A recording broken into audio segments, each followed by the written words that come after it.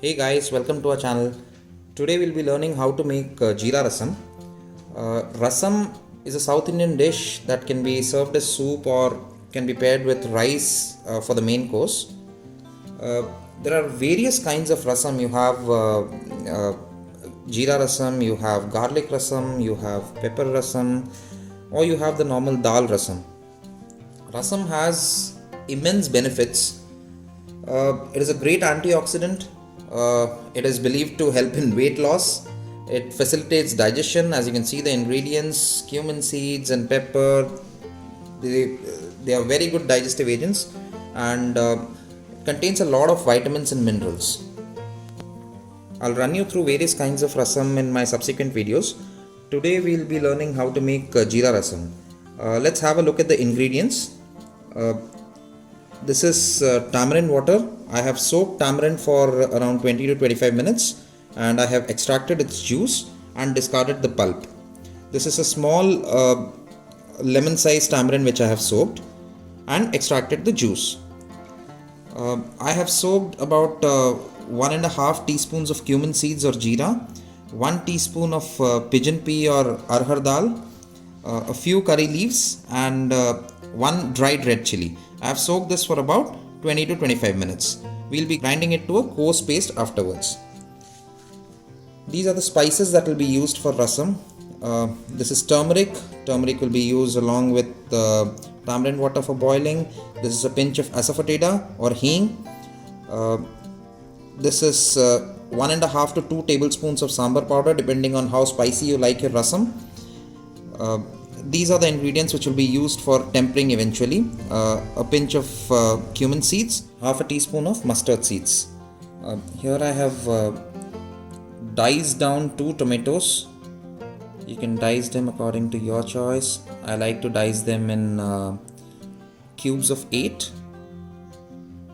This is water which we'll be using for cooking afterwards. Now let's start making the rasam.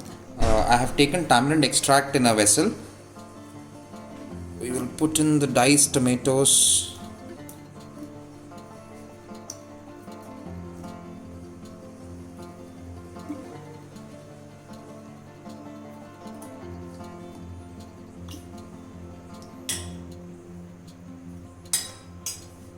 A few curry leaves.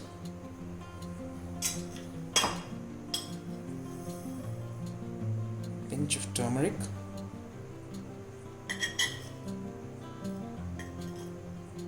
Pinch of asafoetida,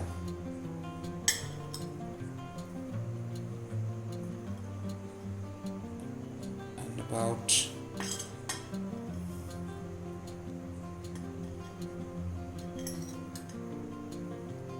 1.5 teaspoons of sambar masala. So in Jeera Rasam we always use sambar powder. We don't use rasam powder, we use sambar powder.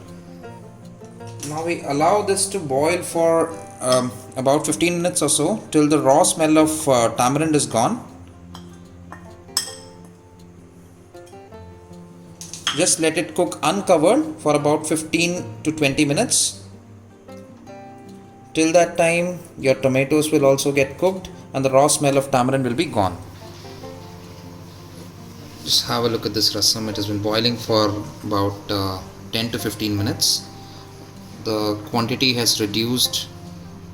The tomatoes are properly cooked, you can see. Look at the aesthetic appeal of the rasam. This is the time you can add the ground masala of cumin seeds, tur dal, curry leaves, and 1 dried red chili. So you just add the masala, just give it a little mix.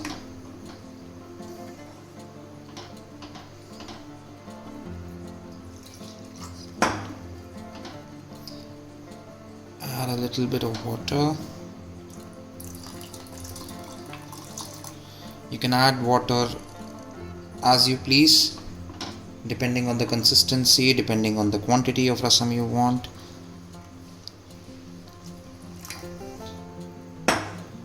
Make sure you're adding warm water. Rasam should always be boiled on a low flame. We'll allow this to froth up a little, so it will take about 5 to 7 minutes of time.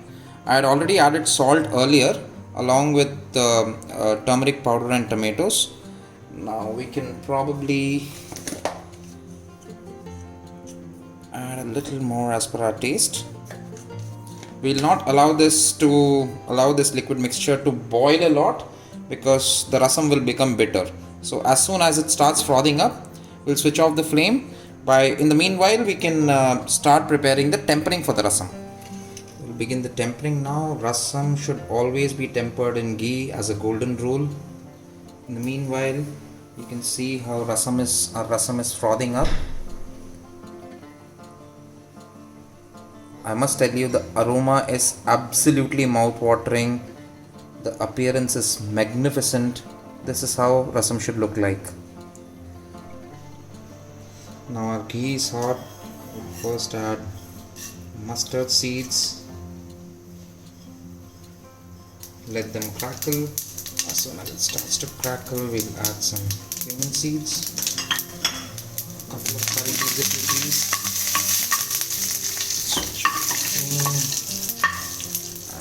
Pour the tempering over this.